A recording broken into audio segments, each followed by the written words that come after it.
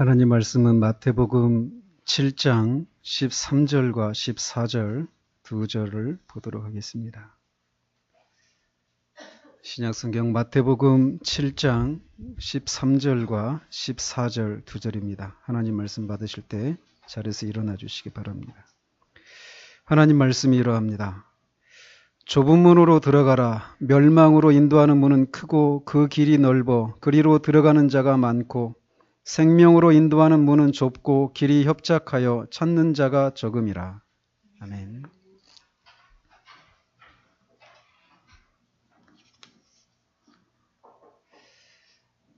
지난주에는 어떻게 하면 영생을 얻을 수 있겠느냐고 하면서 주님을 찾아왔던 부자 청년 이야기를 통해서 구원 얻는 믿음에 있는 그런 특징들을 우리가 살펴보았습니다. 우리는 계속해서 자신이 예수 그리스도를 믿고 구원을 받았다라고 할 때 그 믿음이 구원에 이르는 진정한 믿음인지 아니면 예수 그리스도의 복음에 대한 지적인 동의에 불과한 소위 역사적인 믿음인지에 대해서 살피고 있습니다. 그러면서 구원에 이르는 믿음이 가진 특징이 스스로 구원에 이룰 수 없다라고 하는 것을 깨닫는 데서 오는 자기 절망, 그런 상태에서 오는 상한 심령으로 그분만을 전적으로 의탁하고 신뢰하는 요소가 있는지, 또 그분께 자신의 삶의 주권을 내어드리는 그런 헌신의 요소가 있는지를 보면 내 믿음이 진정한 믿음인지 아닌지를 알 수 있다는 것을 말씀드렸습니다. 저는 이런 일련의 설교가 여러분 중에 몇몇 분들의 마음을 소란하게 하거나 두렵게 하거나 화가 하거나 절망하게 하거나 또 변명하고 정당하게 하게 한다는 것을 보게 됩니다. 그러나 또 정반대로 자신에게 일어난 일이 바로 그런 것이었구나 라고 하는 것을 해명받으면서 자신에게 일어난 일이 전적으로 하나님의 의뢰라는 사실을 깨닫고 다시금 구원의 은혜를 누리고 계신 분도 계신 것으로 압니다.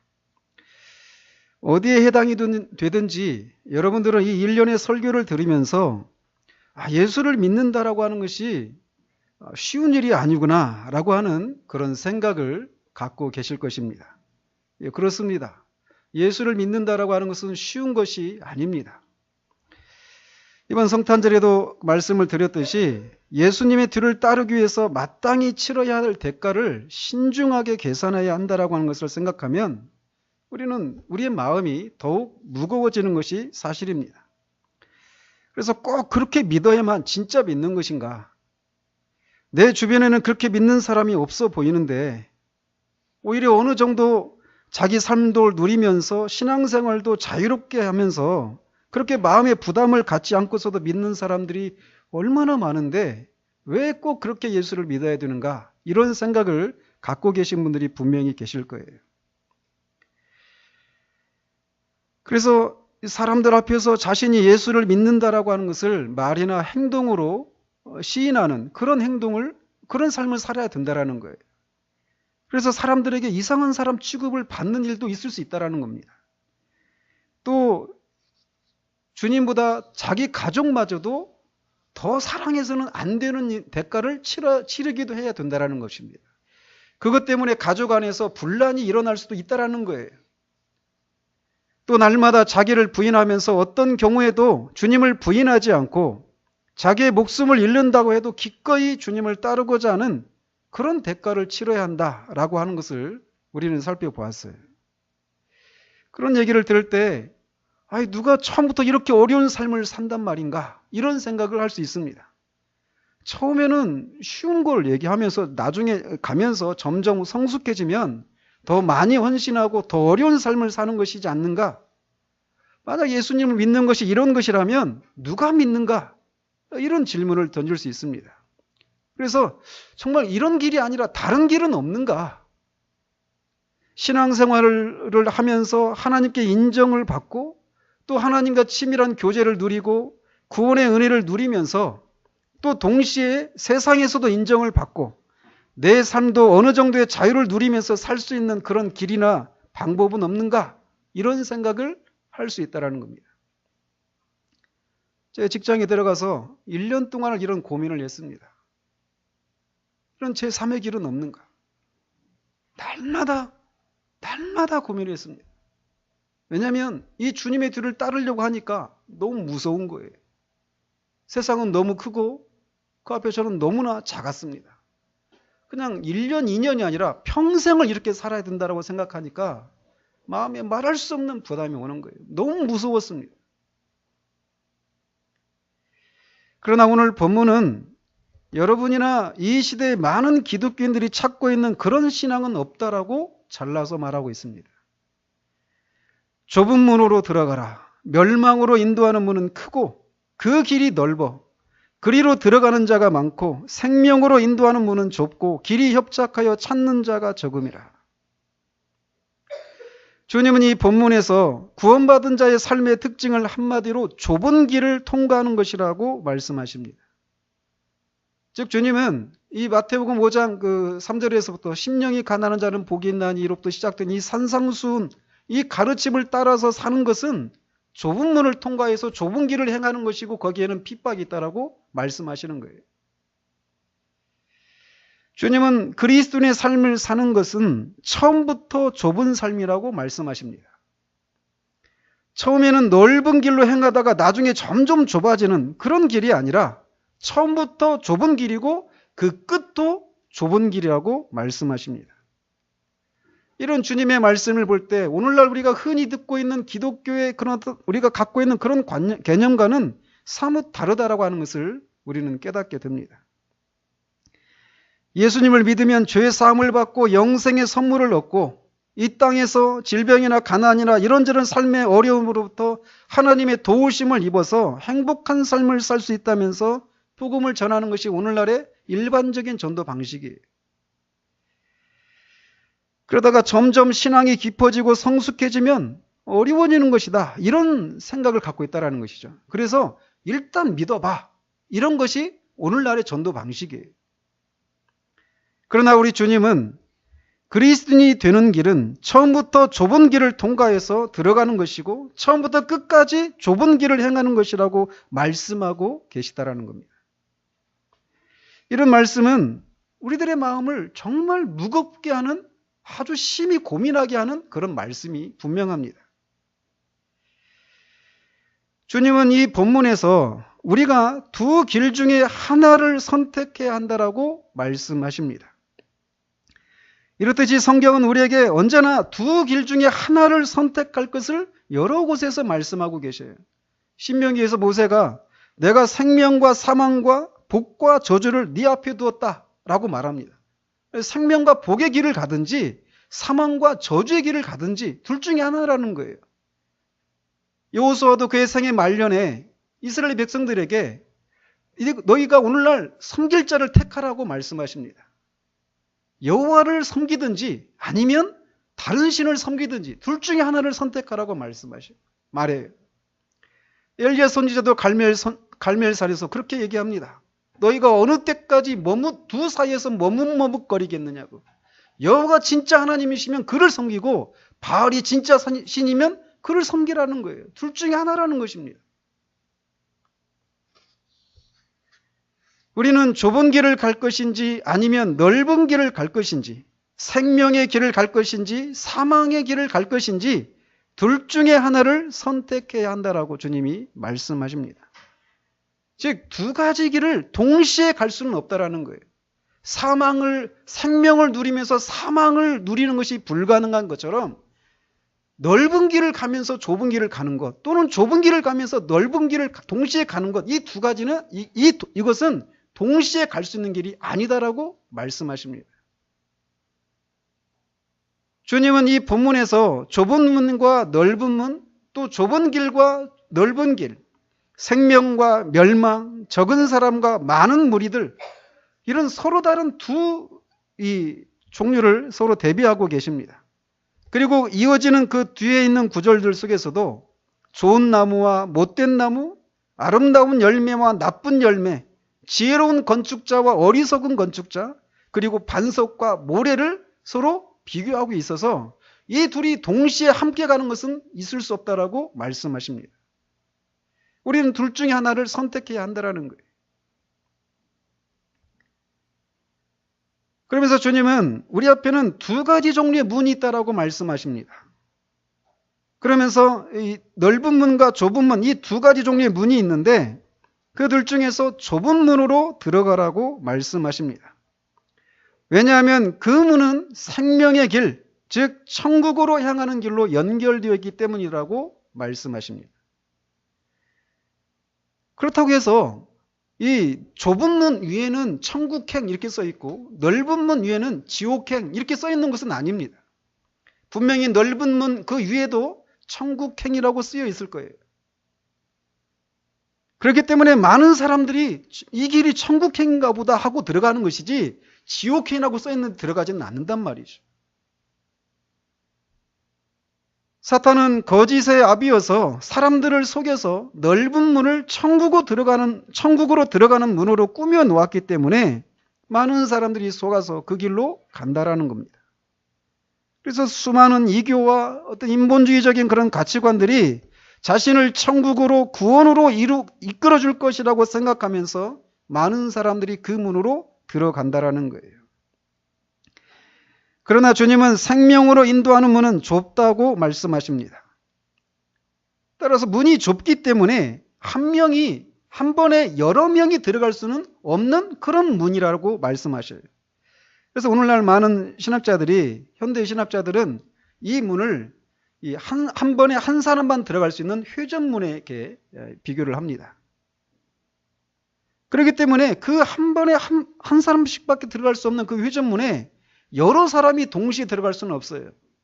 이것은 우리가 천국에 들어가는 것이 어떤 단체의 이론으로 묻어서 들어가는 이런 일은 없다라고 말씀하고 계신 거예요. 유대인들은 자신들이 아브라함의 후손이기 때문에 그 문으로 들어갈 수 있다고 생각을 했습니다. 마찬가지로 오늘날은 자신이 정통교단에 속했다라고 하는 이유로 자신이 그 문을 들어갈 수 있다고 생각하는 사람들이 있습니다. 그래서 어디 교회 다녀? 물으면서 장로교야? 무슨 교야? 이런 식으로 어떤 정통교단에 속해 있으면 당연히 구원을 보장하는 것처럼 생각하는 경향들이 있다는 것입니다. 또는 자신이 믿는 가정에 속했기 때문에 또 자신이 교회의 일원이기 때문에 그 문을 다른 사람들과 같이 묻어서 통과할 수 있다고 생각한다는 것이죠. 그러나 주님은 이 문은 한 번에 한 사람이 들어가는 것을 허용하는 그런 문이라고 말씀하십니다. 즉 구원은 지극히 개인적인 일이라는 것이에요. 믿는 가정에 태어난 것이나 믿는 배우자의 그런 소매자락을 붙잡는 것으로 충분하지 않다라는 것이에요. 부모나 아내나 남편이 믿는 예수님이 나의 개인적인 구주와 주님이 아니라면 구원과 아무런 상관이 없다라는 것입니다. 다시 말씀드리지만 구원은 지극히 개인적입니다. 구원은 개인주의적이지는 않지만 개인적이에요. 그런데 이 좁은 문으로 들어가는 것은 쉬운 일이 아니다라고 하는 것을 우리가 암시받게 됩니다. 그래서 이 존 버년의 철로 역정을 보면 크리스천이 그 좁은 문 앞에 막 도달을 했는데 많은 사람들이 그 문 앞에서 막 서성이고 있어요. 왜냐하면 그 문을 통과하려면 어떤 어려움들을 치러야 되거든요. 그래서 많은 사람들이 서성이고 있어요. 그 문을 들어가야 되는 것은 아는데 들어가고 싶은데 서성이고 있어요. 그래서 크리스천도 실제로 그 문을 통과할 때 많은 어려움을 겪고 통과하죠. 그래서 이 철로역정에서 그 장면을 그려놓은 것은 이 누가복음 13장에서 주님이 하신 말씀을 이렇게 연상케 하는 그런 장면입니다. 누가복음 13장에 보면 주님이 예루살렘으로 가시면서 여러 마을에서 가르치시고 이렇게 예루살렘을 향하고 계십니다. 그런데 어떤 사람이 23절에 보면 주여 구원을 받는 자가 적으니까 이렇게 묻습니다. 그러니까 주님이 이렇게 대답하셔요. 좁은 문으로 들어가기를 힘쓰라. 내가 너희에게 이르노니 들어가기를 구하여도 못하는 자가 많으니라. 여기서 좁은 문으로 들어가기를 힘쓰라라고 할 때 힘쓰라라고 하는 단어가 바울이 믿음의 선한 싸움을 싸우라라고 할 때 그 싸우라고 하는 말과 같은 말입니다. 또 고린도전서 9장에서 바울이 운동선수들이 서로 막 이기기를 다툰다라고 하는 이런 말을 하면서 신앙의 어떤 그런 경주, 경주에 이렇게 비유하면서 그렇게 얘기하는데 거기서 다툰다라고 할 때도 같은 단어가 사용되고 있어요. 그래서 이 단어가 의미하는 것은 무엇인가를 얻기 위해서 아주 힘들고 강렬하게 싸우고 전투하는 격렬한 그런 싸움을 요하는 그런 의미가 담겨 있다는 것입니다. 마치 주님이 천국은 침노를 당한다라고 말씀하셨을 때 그런 기세예요. 침노를 하는 것 같아요. 따라서 좁은 문으로 들어가는 것은 매우 힘든 일이라고 하는 것을 우리는 암시받게 된다는 거예요. 그렇기 때문에 많은 사람이 찾지 않는 문이고 길이라는 것입니다.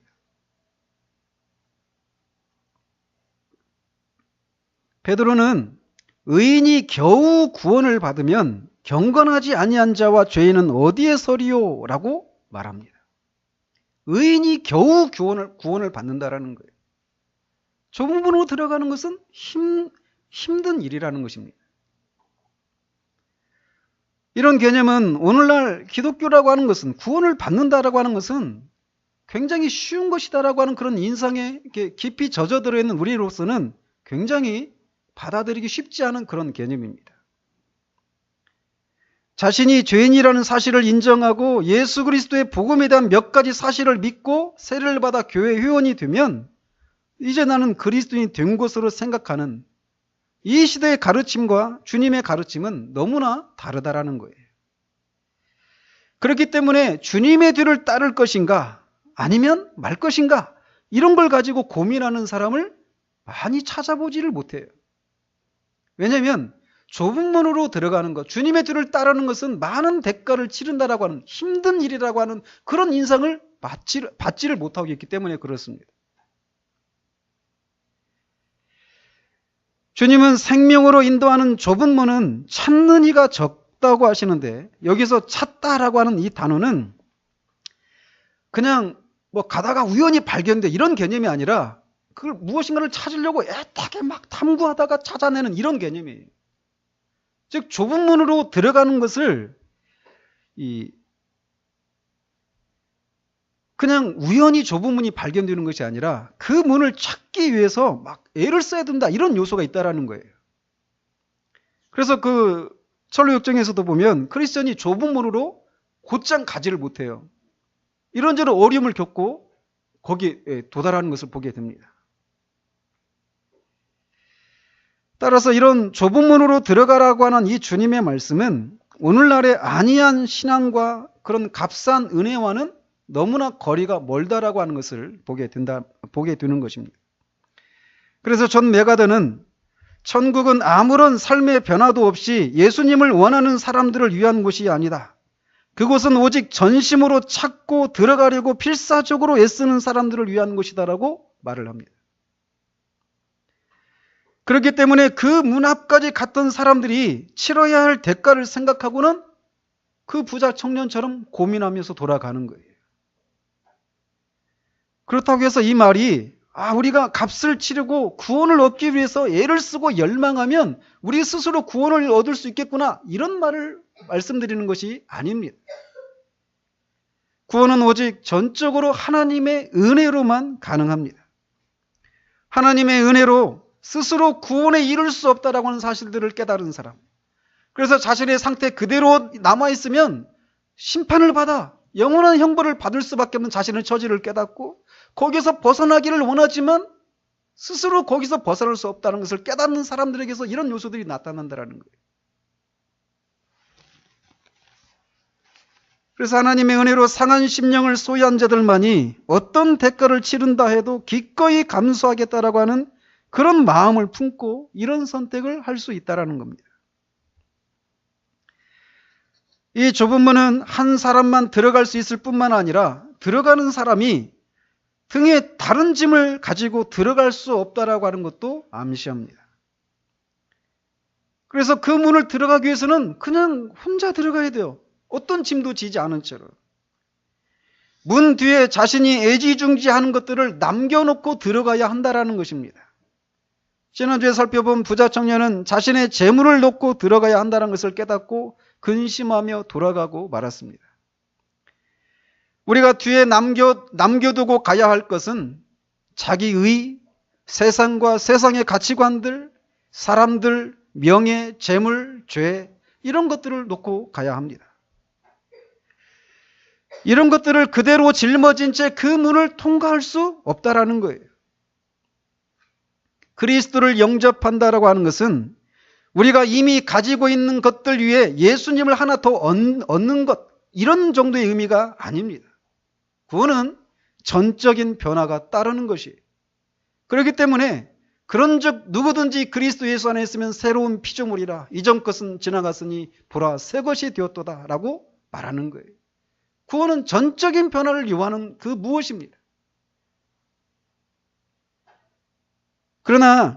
그래서 이전에 즐기던 그런 죄와 자아와 세상의 즐거움이 의를 좋아하고 주님을 사랑하고 하나님의 일을, 영적인 것들을 사랑하는 것으로 대체되는 일들이 일어나는 것이 구원이라는 것이.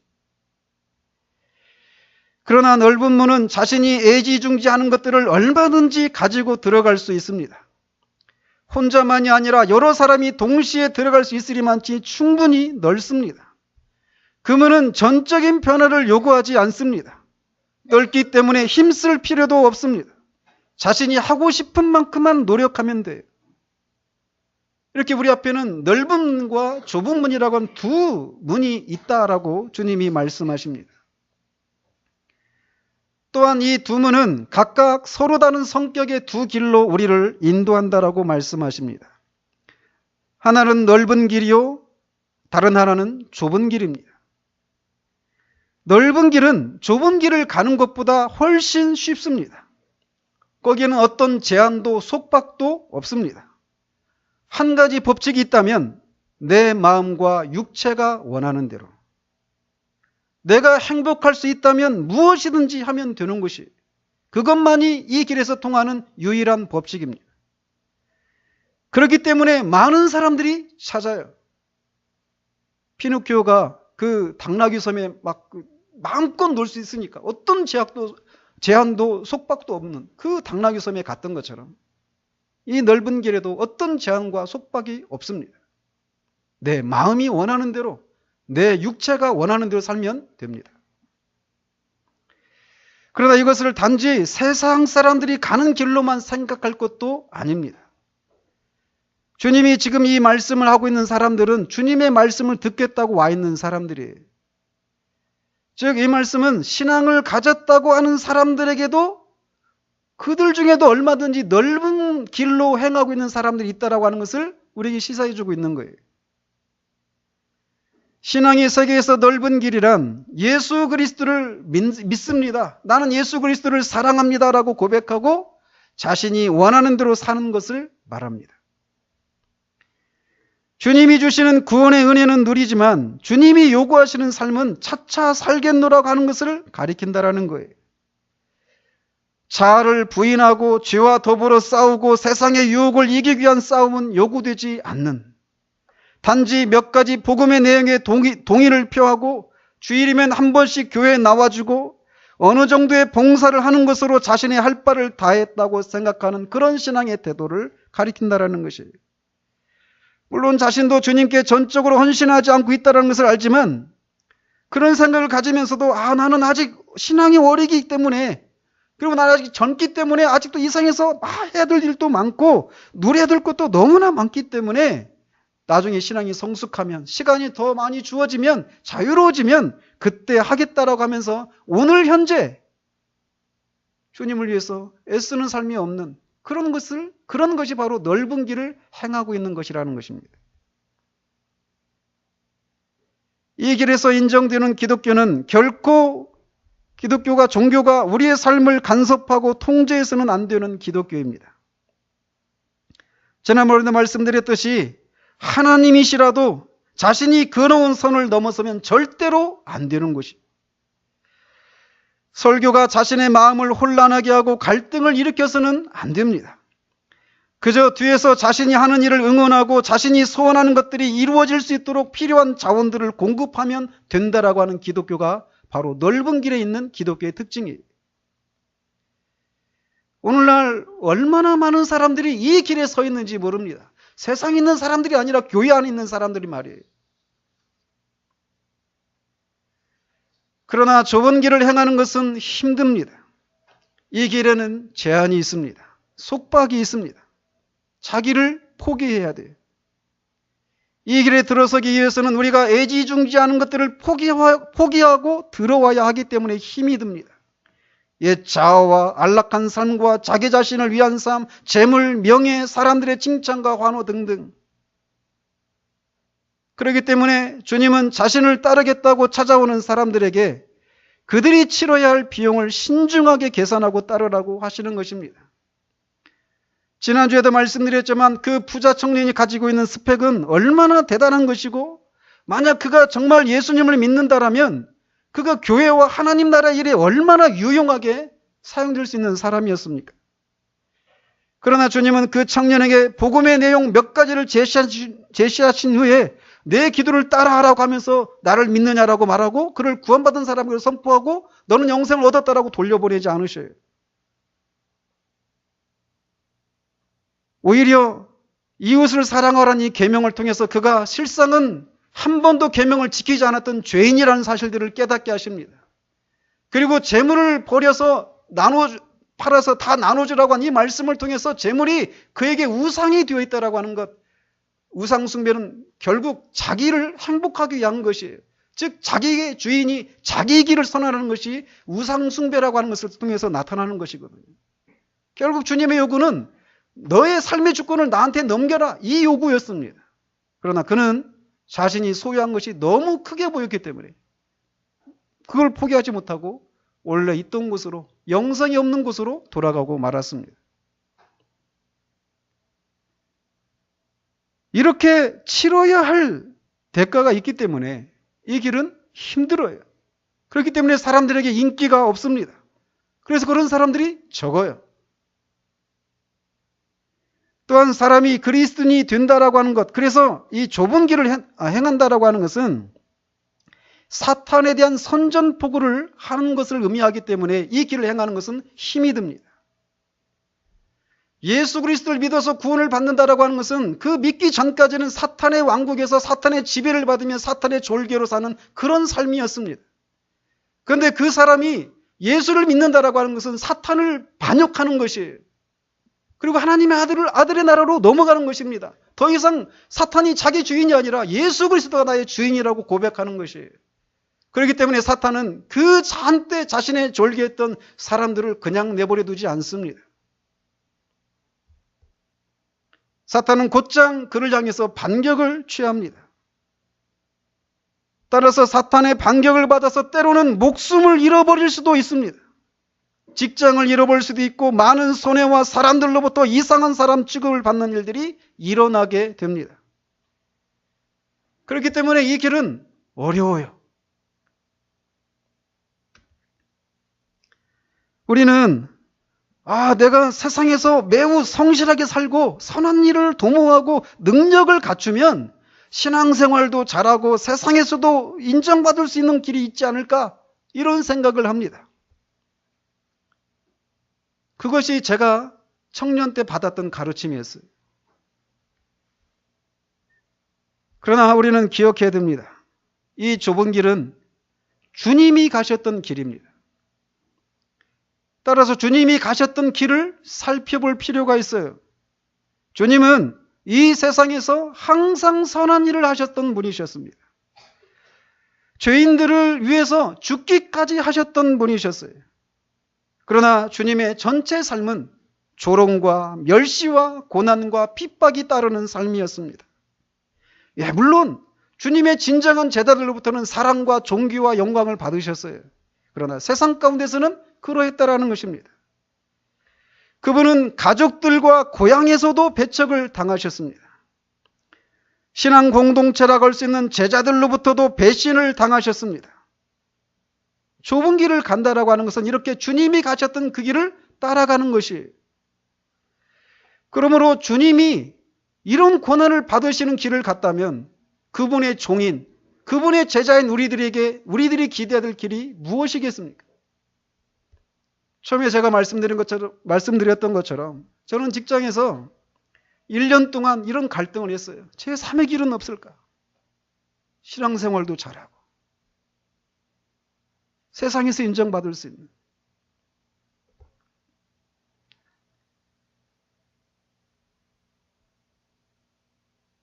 그러나 이 말씀 앞에서 제가 완전히 무너졌어요. 종이 상전보다 낫지 못하고 스승이 제자보다 낫지 못하다. 종이 상전 같고 제자가 스승 같으면 족하다. 우리의 스승이시고 종이신 주님이, 그분은 한 번도 하나님의 뜻을 어긴 적이 없으십니다. 능력으로 치자면 그분은 신적인 능력을 가지신 신이셔요. 하나님이셔요. 한 번도 그분이 성실하지 않은 삶을 산 적이 없습니다. 다른 사람에게 해를 끼친 적이 없어요. 적극적으로 선을 행하셨습니다.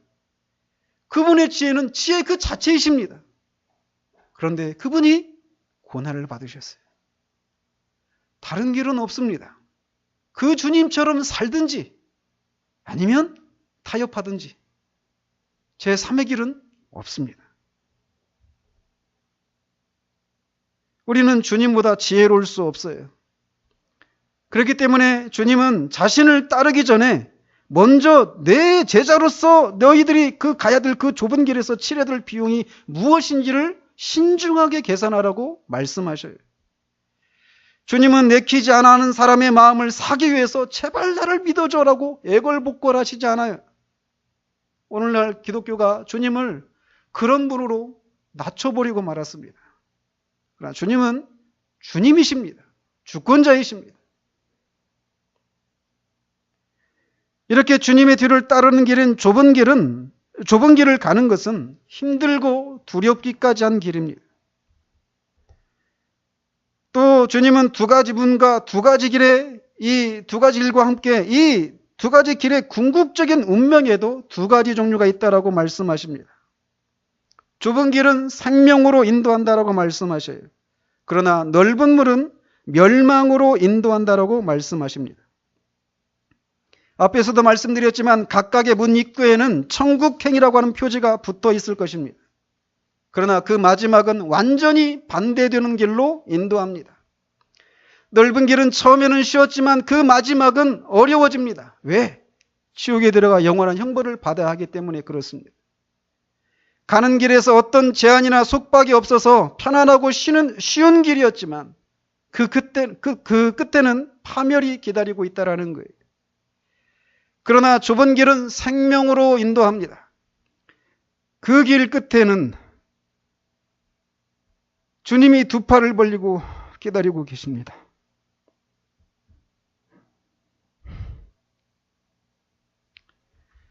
이 땅의 수고를 모두 마친 자들을 향한 어린 양의 혼인잔치가 기다리고 있습니다.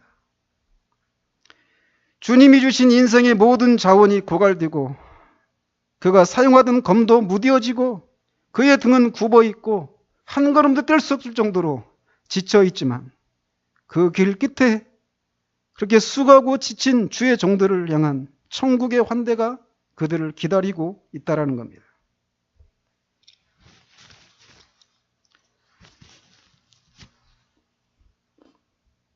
영생이 이 땅에서부터 누리는 것이기에 그 길을 행하는 동안에도 우리는 분명히 그런 삶의 기쁨과 만족과 환희와 희락이 무엇인지를 아는 삶을 누릴 수 있습니다. 그러나 그 전체적인 삶은 힘든 길이라고 할 수 있습니다. 그러나 그 길은 천국으로 그 길을 행했던 사람들을 인도합니다. 번연이 말하듯이 그 길은 힘들지만 옳은 길입니다. 마지막으로 서로 다른 길을 가는 두 부류의 사람들이 있다라고 말씀하십니다. 넓은 문으로 들어가는 사람은 많지만 좁은 문을 찾는 사람은 적다라고 말씀하셔요. 이것은 얼마나 엄중한 말씀입니까? 멸망으로 인도하는 사람은 많다라는 거예요. 그러나 좁은 문으로 들어가는 사람은 적다라는 겁니다. 구약에서도 모든 이스라엘이 구원을 받은 것은 아니었습니다. 그들이 비록 하나님의 백성이라고 불렸지만 그들이 모두 구원을 받은 것은 아니었어요. 그들 중에 오직 남은 자들만 참된 신자들이었고 그들만 진정한 아브라함의 영적인 자손이었고 구원을 받은 사람들이었습니다. 이스라엘이여 네 백성이 바다의 모래 같을지라도 남은 자만 돌아오리니 라고 말씀하십니다. 또한 우리 주님도 청함을 받은 자는 많되 택함을 받은 자는 적으니라 라고 말씀하십니다. 또 주님은 제자들에게 적은 무리여 무서워하지 말라라고 말씀하십니다. 여기서 적은 무리여라고 할 때 그 적은은 마이크로라고 하는 단어가 나오는 그런 언어예요. 아주 적다라는 겁니다. 마이크로, 아주 적어요, 숫자가.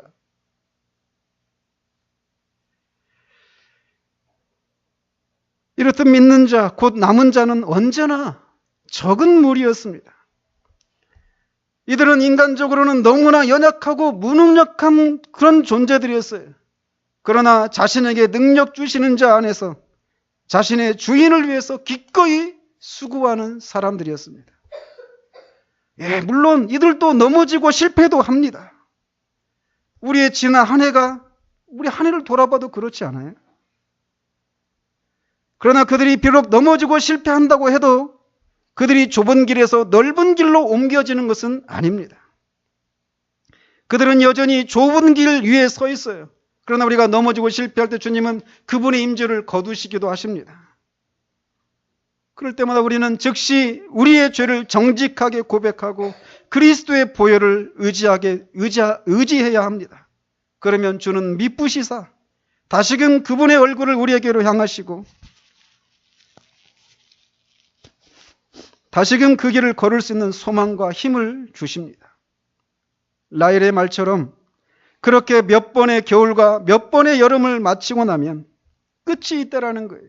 그리고 그 길 끝에 우리를 기다리시는 주님과 천국의 성가대의 합창과 먼저 앞장선 구름같이 허다한 주님의 증인들의 환대가 그들을 기다리고 있습니다. 그러나 이런 사람들은 소수라고 주님이 말씀하셔요. 우리가 기억해야 됩니다. 진리는 결코 다수결에 의해서 정해지지 않습니다. 주님은 이 좁은 길을 향하는 소수의 무리를 옳다고 인정하셔요.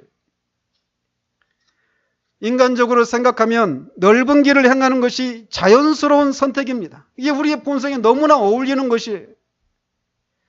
소수의 사람과 같이 걸으면서 외로움을 겪는 것보다 많은 무리와 함께 정말 재미나게 걸어가는 것이 훨씬 더 낫습니다. 그렇다고 제가 대형교회와 개척교회를 비교하는 것이 아니에요.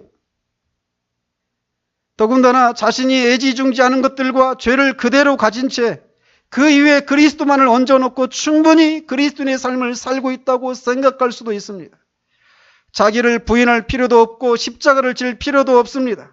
단지 자기 마음이 내키는 대로 하면 됩니다. 그렇기 때문에 이 길에는 많은 사람이 있어요. 선거를 앞둔 요즘에 얼마나 많은 여론조사 전화가 걸려오는지 모릅니다. 왜 여론조사를 하느냐면 사람들의 의견을 묻기 위해서예요. 그래서 많은 사람들이 지지하면 그게 옳다. 그 정책은 옳은 것이고 어떤 사람은 옳은 것이다. 이런 생각을 갖고 있는 것이죠. 그러나 말씀드렸다시피 진리는 다수결에 의해서 결정되지 않습니다. 오직 한 가지 기준밖에 없어요. 그것은 바로 성경이 무엇이라고 말하는가입니다. 내 경험이 어떠한가? 유명한 목사나 신학자가 뭐라고 말하는가? 내가 신뢰하는 어떤 신령한 그리스도인이라고 하는 사람이 뭐라고 말하는가? 이거는 성경의 권위 앞에 항상 뒷자리를 차지해야만 합니다. 우리 주님은 말씀하십니다. 자기를 부인하지 않고 아무런 제한이나 속박이 없이 자유로운 그런 넓은 길을 가는 것은 멸망으로 향하는 길이라고 말입니다. 오늘날 안이한 기독교, 쉬운 기독교가 대세를 이루고 있습니다.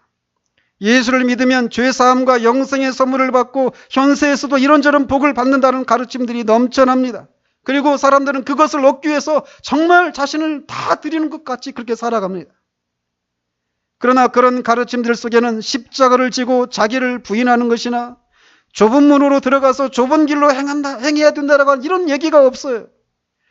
하나님의 사랑에 대해서는 말하지만 하나님의 진노와 심판에 대해서는 말하지 않습니다. 인간은 죄로 인한 피해자에서 상처를 치유받아야 할 존재라고 하지 죄를 지은 반역자라고 하는 얘기는 없습니다. 인간에 대해서 성경이 말하는 대로 전적으로 부패하고 하나님을 반역하고 스스로 구원을 이룰 수 없는 무능한 존재라고 하는 것을 그다지 많이 듣지 못하는 시대를 살아가고 있다는 거예요. 물론 이것을 전혀 말하지 않는 것은 아닙니다. 그러나 너무나 이 죄 문제를 하나님의 진노하심과 하나님의 공의로우심, 거룩하신 이 문제를 너무나 가볍게 처리하고 피상적인 이해만 가지고 있을 뿐이라는 것입니다. 죄를 소멸하시는 분이시기 때문에 죄를 미워하시고 그것에 대해서 반드시 심판하신다라고 하는 하나님에 대한 언급이 없습니다. 따라서 회개하여 죄에서 돌이키라고 하는 가르침을 듣기 쉽지 않아요. 죄에 대해서 슬퍼하고 그것들과 더불어 싸우는 것에 대한 얘기가 없습니다. 즉 죄에 대한 회개가 없는 구원이 대세를 이루고 있다는 것이, 좁은 문으로 들어가기를 힘쓰라는 주님의 말씀은 오늘날의 설교자들과 그리스도인이라 자처하는 사람들에게는 해당이 되지 않는 것처럼 보여집니다. 뭐 그렇게 복잡하게 믿어? 왜 이렇게 힘들게 믿어? 그렇게 해서 교회가 되겠어? 그렇게 해서 정말 언제 그 개척교회 상태를 벗어나겠어? 이게 목회자들이 갖고 있는 얘기들이고 저 안에서 일어나는 갈등입니다.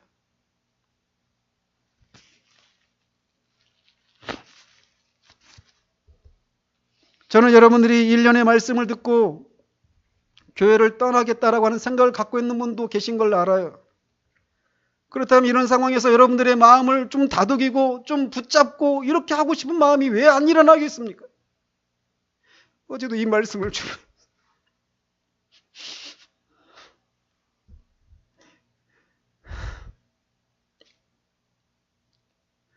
혼닥을 얼마나 서성했는지 모릅니다. 제 안에 갈등이 있었어요.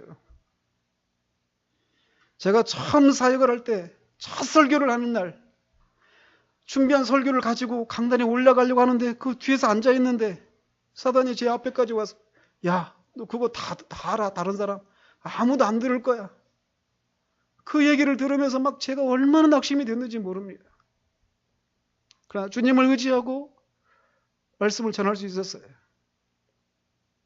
지금도 마찬가지입니다. 제가 압니다. 정말 그 마음의 갈등을 겪고 있을 때 그 영혼이 겪는 그 마음의 부담. 저도 1년을 그런 갈등을 했어요. 그러나 답이 없습니다. 둘 중에 하나밖에 없다라는 거예요. 따라서 설교자인 저도 좁은 길을 행하라고 하는 이 주님의 말씀을 늘 직면해야 한다는 것이에요. 이 길은 쉽지 않아요. 그러나 분명히 멸망으로 향해 가는데 잘 될 것입니다. 잘 될 것입니다라고 말할 수 있느냐고요.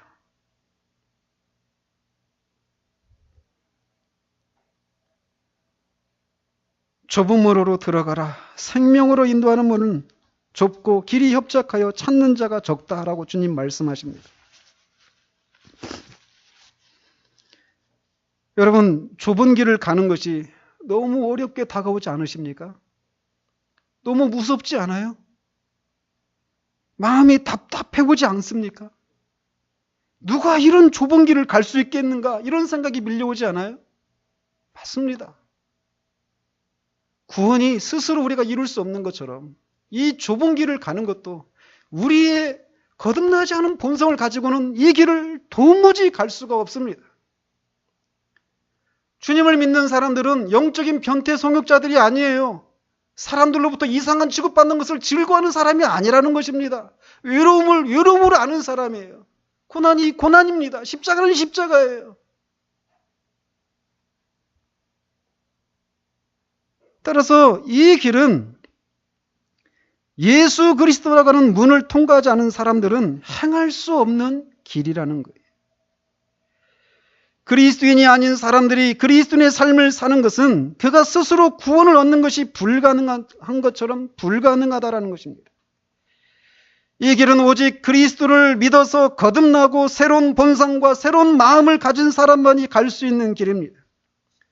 오직 예수 그리스도를 믿어서 의롭다 여김을 받고 영생의 선물을 소유한 사람, 거듭나서 새로운 본성과 새로운 마음을 가지고 있고 성령께서 그 안에 내주하시는 사람, 그래서 그 성령의 능력을 힘입는 사람만이 이 길을 행할 수 있다는 것입니다. 거듭나지 않은 자연인은 이 길을 갈 수도 없고 그 길을 어리석고 미련한 것으로 보게 됩니다. 왜 저렇게 미련하게 저 길을 갈까? 그러나 이 길만 우리를 생명으로 인도합니다. 내가 문이니 누구든지 나로 말미암아 들어가면 구원을 받고라고 말씀하십니다. 누구든지라고 말씀하셔요.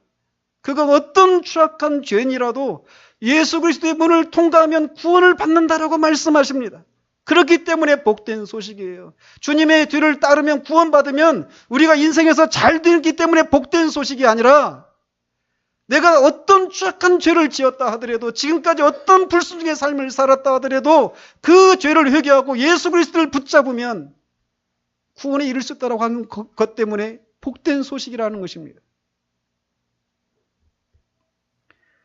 내가 곧 길이요 진리요 생명이니 나로 말미암지 않고는 아버지께로 올 자가 없느니라고 주님 말씀하셔요.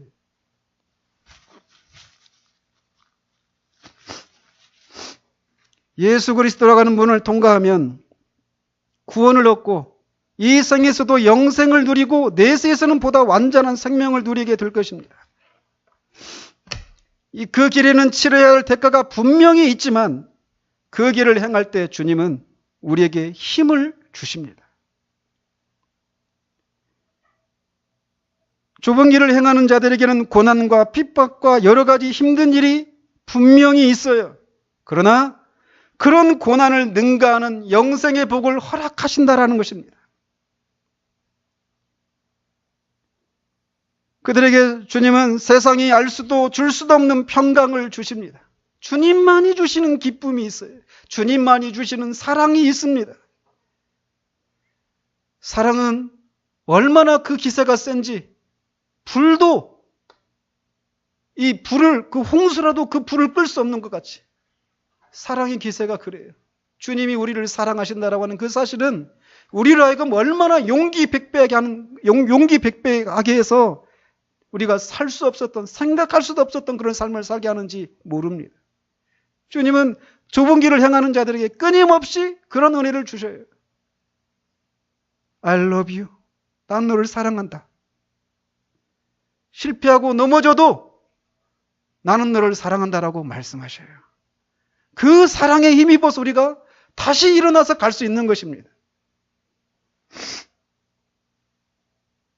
여러분이 이 주님의 뒤를 따르는 것이 어려운 것은 여러분이 여전히 거듭나지 못했기 때문에 그래요. 여전히 거듭나서 새로운 본성과 새로운 마음을 가지지 못했기 때문에 그래요. 여전히 내 삶의 주권을 조금이라도 가지고 싶기 때문에 그렇다라는 거예요. 주님은 우리에게 다 버리고 오라고 말씀하십니다. 주님께 가면 우리는 압니다.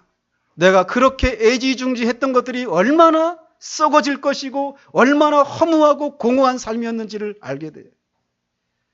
우리는 주님 안에 있을 때만 진짜 삶을 누릴 수 있게 됩니다. 그 영생이에요.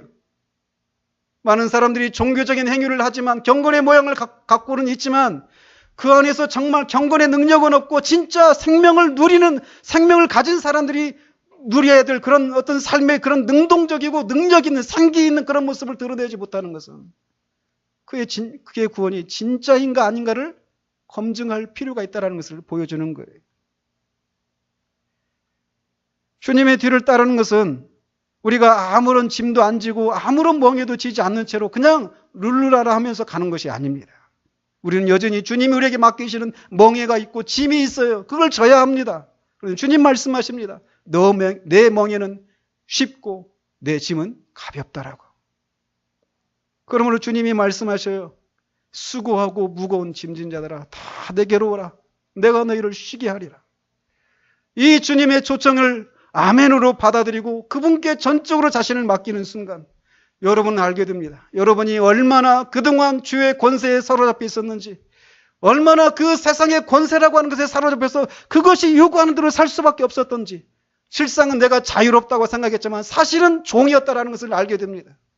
그리고 정말 예수님께 속박되는 것이 정말 속박을 당하는 것이라고 생각할지 모르지만 블레이즈 파스칼이 말하는 것처럼 유쾌한 전적 포기, 그것이 무엇인지를 알게 돼요. 거기에서 진정한 자유를 맛보게 됩니다. 진리를 알지니 진리가 너희를 자유하게 하리라. 그 자유를 오직 주님 안에서만 누리게 돼요.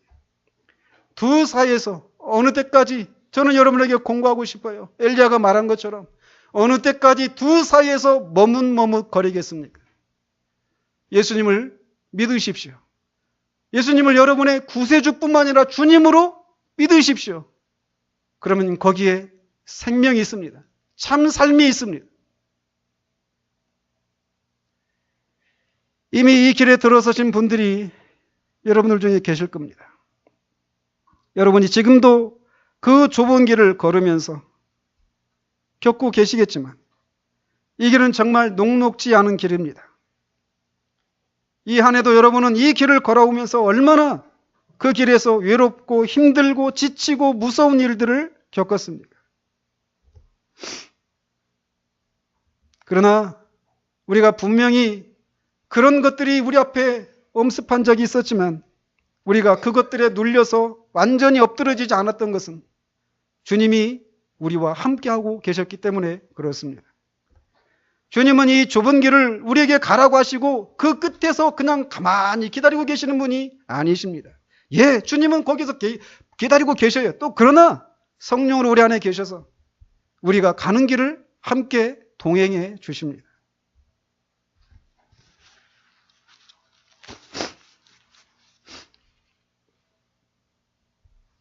우리가 혼자 있었던 시간은 우리 인생에서 단 1초도 없습니다. 그분은 항상 우리와 함께 동행하십니다. 그런 주님이 우리와 동행하시고 우리에게 때를 따라 은혜를 공급하심으로 말미암아 우리가 이 한 해도 여기까지 왔고 마지막 주일에 주님을 예배하고 있는 것입니다. 넘어지고 실패하고 그래서 곤고한 상태로 주일에 예배 올 때마다 다른 사람들은 사람들만 만나고 돌아가지만 여러분들을 이 속에서 보이지 않지만 분명히 계신 하나님을 만나고 돌아가는 일들이 있었을 것입니다. 그 하나님과의 만남을 통해서 그 영혼이 소성함을 받고 힘을 얻는 것 때문에 또 한 주간을 세상 속에서 살 수 있었던 것이. 그렇기 때문에 우리는 알 수 없는 미래를 직면할 수 있는 용기를 가지게 됩니다. 내일이 어떤 일이 일어날지 우리는 알 수 없어요. 이제 다음 주는 2016년입니다. 새로운 해에 우리에게 무슨 일이 있을지 몰라요. 그러나 한 가지 아는 것은 내일을 붙들고 계신 분이 바로 우리 주님이시라는 거예요. 그분은 선하시고 지혜로우시고 능력이 있으시고 우리를 사랑하십니다. 얼마 정도 우리를 위해서 자신을 내어주시기까지. 우리를 위해서 아들을 내어주신 분이 그 아들이 있는 모든 은사를 더해서 주시지 않겠습니까? 우리가 새로운 날들을 앞에 두고 우리 안에는 불안함이 있을 것입니다. 염려가 있을 것이에요. 그러나 지금까지 돌아보면 지금까지 우리 주님이 우리와 동행하셨고 그런 도움이 있었기에 오늘 여기 있었던 것처럼 우리 주님이 내일도 내년도 앞으로도 그렇게 동행해 주실 것입니다. 그 주님을 붙잡고 이 새로운 한 해를 용기 있게 걸어나가시도록 합시다. 분명히 쉽지 않은 길입니다. 그러나 우리는 그 길이 힘들지만 옳은 길이기에 생명의 길이기에 주님을 위한 길이기에 그 길을 가야 합니다. 그 길을 계속 가십시다. 끝날에 정말 주님이 수고했다. 애썼다라고 하시는 그 한마디 말씀에 우리가 주님을 위해서 무엇을 수고했습니까? 라고 말할 수밖에 없는 그 모든 고난을 잊어버릴 수밖에 없는 그 주님과의 그 말할 수 없는 해오의 감격들을 누리는 우리 모두 되어지기를 우리 주님의 이름으로 축원드립니다.